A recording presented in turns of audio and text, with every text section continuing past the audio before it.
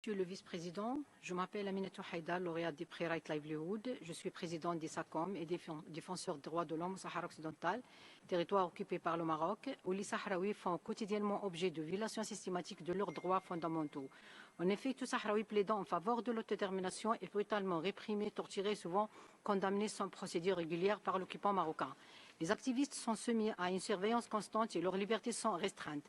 Les droits socio-économiques et culturels sont également privés. Le peuple sahraoui souffre de l'exploitation illégale de ses ressources naturelles par le Maroc et ses associés occidentaux.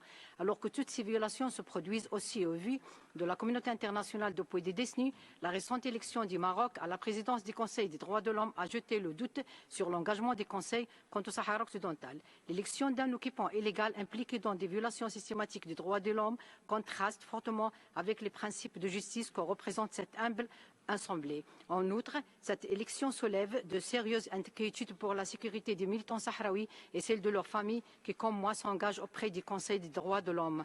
Le Sahara occidental ne doit pas tomber dans l'oubli. Les Nations unies doivent assumer leurs responsabilités dans le processus de décolonisation.